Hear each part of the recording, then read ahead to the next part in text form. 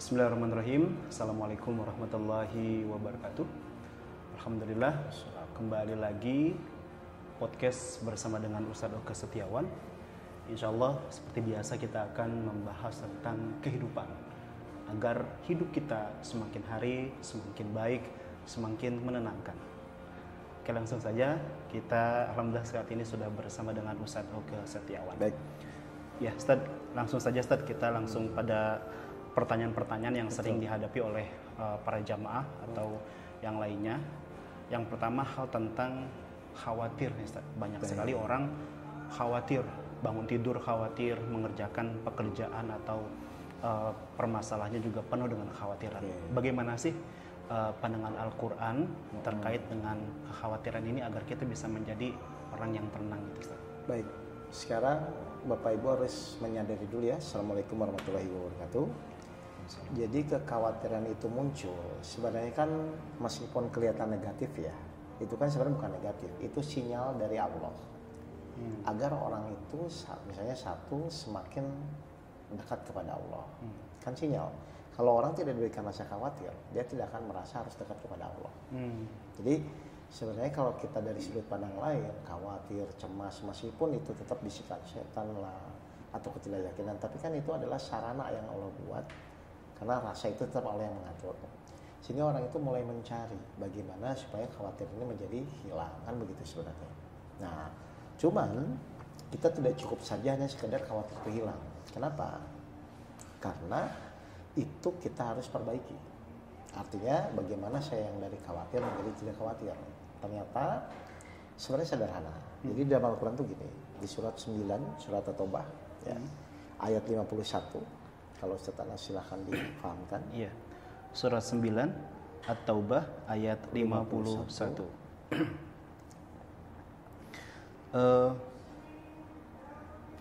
Jadi kalau orang sudah mulai memahami Al-Quran itu sebenarnya enak. Semua apa yang dirasakan itu ada jawabannya. Iya.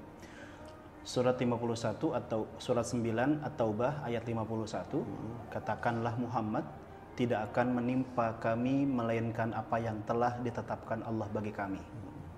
Dialah pelindung kami dan hanya kepada Allah bertawakallah orang-orang yang beriman. Oke, menurut Ustaz Anas itu Allah menyatakan apapun yang menimpa kita itu kan berdasarkan ketetapan Allah dulu kan. Betul.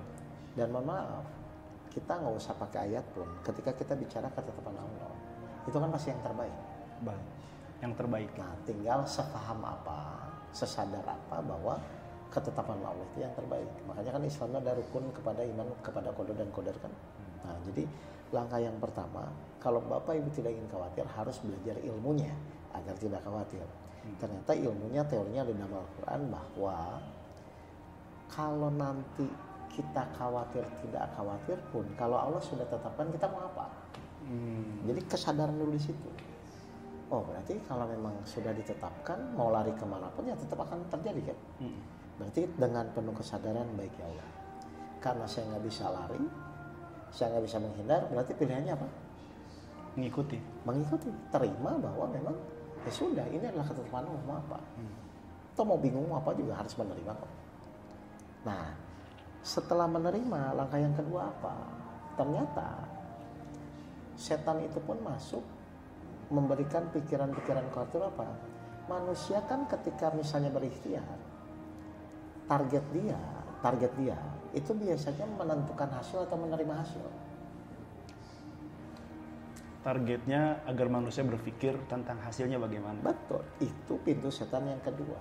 Jadi ketika misalnya kita berikhtiar, misalnya anggaplah kita besok ada ujian, kan pikiran kita nanti lulus atau tidak, benar nggak? Iya. Atau kita melamar pekerjaan, nanti misalnya terima atau tidak diterima. Ini kan secara tidak sadar, bisikan-bisikan kan seperti itu. Padahal mohon maaf ya, tugas manusia di dalam ikhtiar itu maksimal itu apa?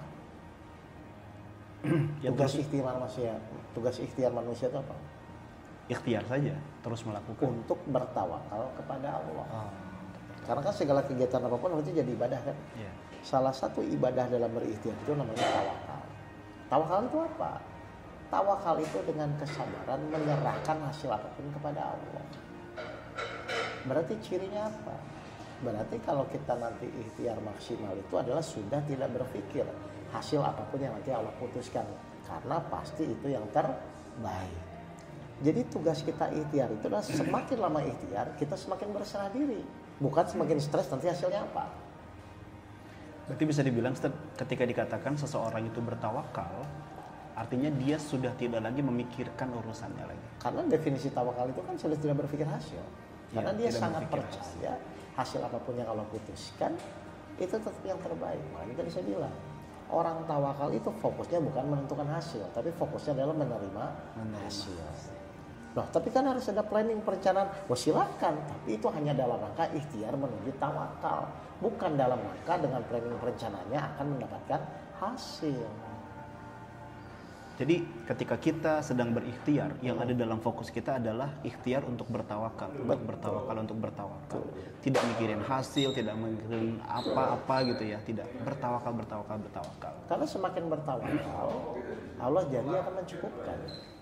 Semakin kita bertawakal, setan tidak akan bisa mengganggu. Jadi sebenarnya apa ya? Konsep hidup itu sederhana. Ikuti saja perintah Allah, pasti hidup kita akan semakin tenang.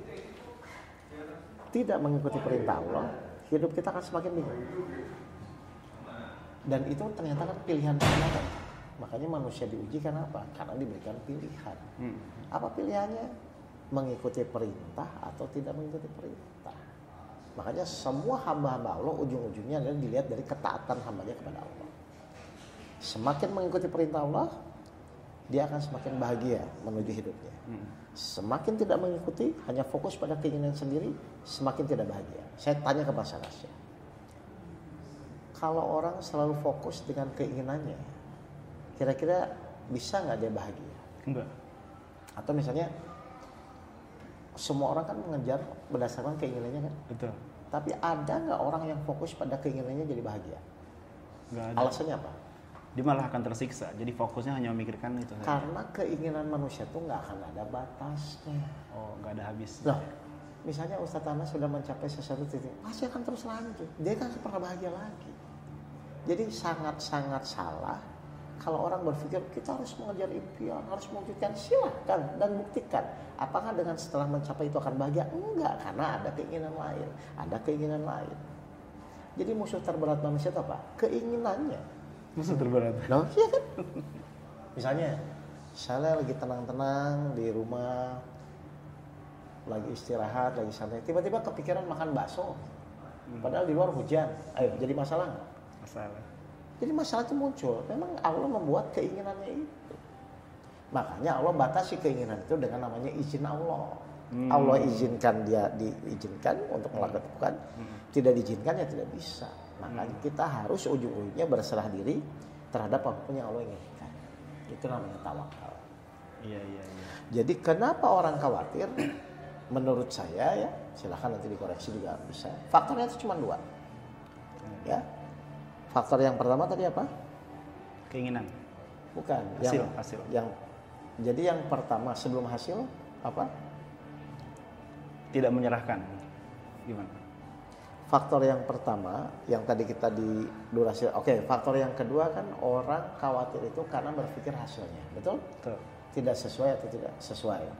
Faktor yang pertama tadi adalah dia khawatir terhadap sesuatu yang dia tidak bisa tolak, yaitu ketetapan Allah. Oh, ketetapan. Ya. Jadi dia harus sadar. Kalau ingin tidak khawatir, satu sadari dulu.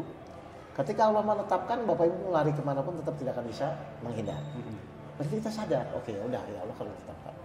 Tapi setelah ditetapkan, kita kan wajib ikhtiar dalam rangka beribadah kepada Allah. Ibadah itu dalam ikhtiar itu namanya tawakal. Orang tawakal pasti tugasnya adalah fokusnya bukan pada menentukan hasil, tapi menerima hasil apapun yang setelah dia ikhtiarkan. Jadi akhirnya kalau 2 ini dilakukan, insya Allah kekhawatiran akan semakin hilang. Ya. Ustaz, untuk orang-orang yang belum begitu paham dengan teori Al-Quran atau bagaimana gitu ya, ada nggak tips sederhana, mungkin secara teori atau teknis apa, tentang gimana biar kita nggak khawatir gitu? Gampang aja, bangun tidur, Bapak Ibu langsung doa kepada Allah, ya Allah tolong hari ini bimbing saya di jalan yang lurus. Insya Allah nanti Allah akan membimbing, maka kekhawatiran-kekhawatiran akan semakin hilang. Gampang kok sebenarnya. Jadi sebenarnya Bapak Ibu ya, Allah tuh kan mau menurunkan Al-Quran agar menjadi mudah kan? Iya. Karena namanya petunjuk kan harusnya memudahkan bukan mempersulit. Iya. Nah, kalau nanti kita menghadapi kesulitan, balik ke petunjuknya. Kok saya sulit? Padahal logikanya harusnya mudah. Iya. Nah, itu maksudnya Al-Quran sebagai pedoman tuh itu. Jadi kita itu mengikuti Al-Quran. Bukan Al-Quran disuruh mengikuti keinginan kita, kan seberantakan kayak gitu. Iya. Jadi rumusnya ingat ya, kalau orang itu mengikuti perintah Allah, petunjuk Al-Quran, insya Allah hidupnya harus mudah. Tapi kalau dia mengikuti pemahaman pemikiran sini, insya Allah akan jadi sulit. Dan memang Allah buat seperti itu agar orang itu menyadari. Kenapa kok saya masih sulit? Kenapa kok saya masih khawatir? Ayo cek di Al-Qurannya seperti apa. Itu fungsinya petunjuk. Mencerahkan, menjadi cahaya hidup, kan begitu harusnya. Jadi tidak ada alasan Bapak Ibu sebenarnya. Kalau Bapak Ibu yang mau belajar, hidup itu harusnya semakin mudah, semakin bahagia. Harusnya begitu. Semakin bahagia. Ustaz, tadi sebelum kita masuk ke podcast, tadi Ustaz memberikan pengibaratan dengan teori sambal itu gimana? Oh iya, oke. Jadi kalau guru saya ngajarin, ini analogi gampang sih ya. Kan tadi saya bilang, orang khawatir itu kan mengkhawatirkan sesuatu yang sudah terjadi atau yang belum terjadi. Orang khawatir, itu biasanya mengkhawatirkan sesuatu yang sudah terjadi atau yang belum terjadi. Yang belum terjadi. Ya, kalau sudah mau apa? Khawatir juga, oh sudah kan? Iya. Yang belum terjadi. Contoh sederhana, misalnya saya kepedesan, Ustadz nanya, Ustadz kenapa huha-huha? Saya bilang besok saya mau makan cabai, kira-kira lucu atau enggak? Lucu banget. Kenapa? Belum makan cabai kok udah huha duluan. Nah, sekarang saya tanya, kita berpikir besok anak saya kuliah gimana biayanya, 5 tahun yang ke depan bagaimana biayanya, padahal sudah kuliah atau belum? Belum. Nah, tapi muncul nggak biasanya orang seperti itu? Banyak. Makannya belum, sudah kepedesan. Kuliahnya 5 tahun lagi, sudah khawatir. Ini kan sama saja. Iya. Padahal mungkin nanti dalam proses 5 tahun, tiba-tiba anaknya dapat beasiswa gratis. Berarti kan 5 tahun khawatir jadi rugi. Kalau berbicara tentang mempersiapkan, gimana? Mempersiapkan itu dalam rangka rencana bertawakal kepada Allah. Hasilnya kita serahkan lagi kepada Allah. Tapi ketika kita bertawakal, apa janji Allah dalam surat 65 ayat 3? Barang siapa bertawakal kepada Allah, niscaya Allah cukupkan keperluannya. Jadi sebenarnya udahlah, Bapak Ibu ingin ikut aja lah Al-Quran lah, insya Allah pasti selamat. Nggak usah merasa, karena memang dasarnya manusia itu di surat 10 ayat 36. Apa katanya? Surat 10 ayat 36. Dasarnya manusia ya Bapak Ibu. Dasarnya manusia. Dan kebanyakan mereka hanya mengikuti dugaan. Nah, terus? Sesungguhnya dugaan itu tidak sedikit pun berguna untuk melawan kebenaran. Terjadi nggak? Belum tentu terjadi. Iya, artinya tuh sekarang orang kebanyakan khawatir kan cuma mengikuti dugaan kan? Iya. Oke, Allah closing statementnya di 37-nya apa? Di 37-nya, dan tidak mungkin Al-Quran ini dibuat-buat oleh selain Allah. Terus? Tetapi Al-Quran membenarkan kitab-kitab yang sebelumnya dan menjelaskan hukum-hukum yang telah ditetapkannya. Oke, koma. Tidak ada keraguan di dalamnya, diturunkan dari Tuhan seluruh alam. Berarti Al-Quran pasti nggak? Pasti. Dugaan kita?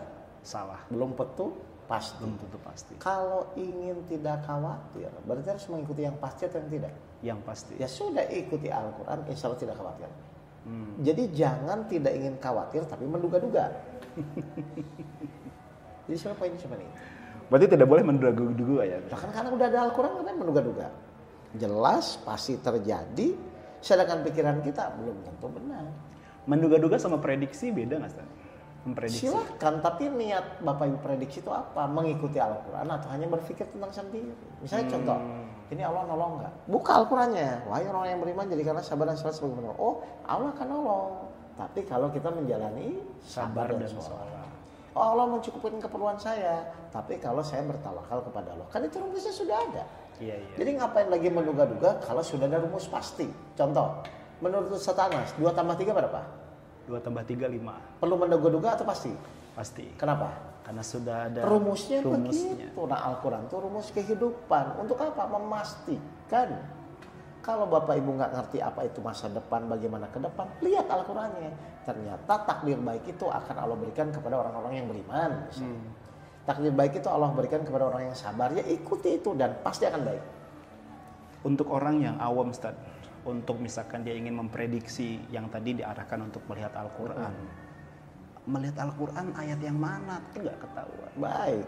Yang paling mudah itu cuma satu, 14 ayat 7 saja. 14 ayat 7. Dan semua orang bisa melakukan itu. Ya. Kalau memang Bapak Ibu catat aja 14 ayat 7 masa nggak hafal. Iya.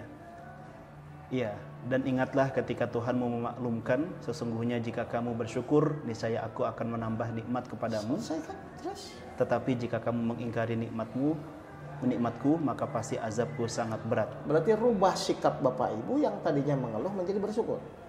Iya, iya. Dan itu pasti akan ditambah. Pasti akan Bapak Ibu bahagia karena Allah tidak akan menyiksa orang yang bersyukur. Untuk bersyukur itu mudah atau sulit? Mudah. Kenapa mudah? Ya, Karena tergantung diri kita. tergantung diri kita.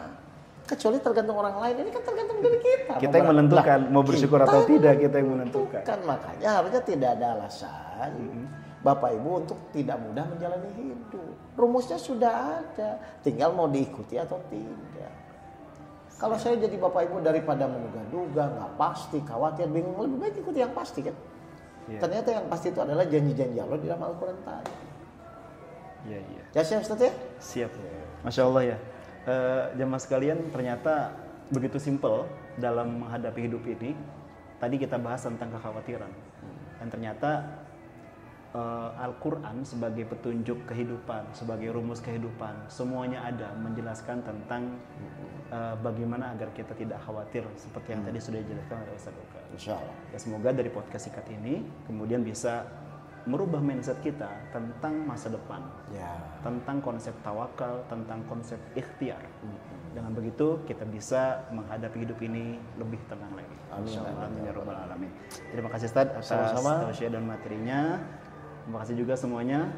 Wassalamualaikum warahmatullahi wabarakatuh. Waalaikumsalam warahmatullahi wabarakatuh. Ini bagus ini.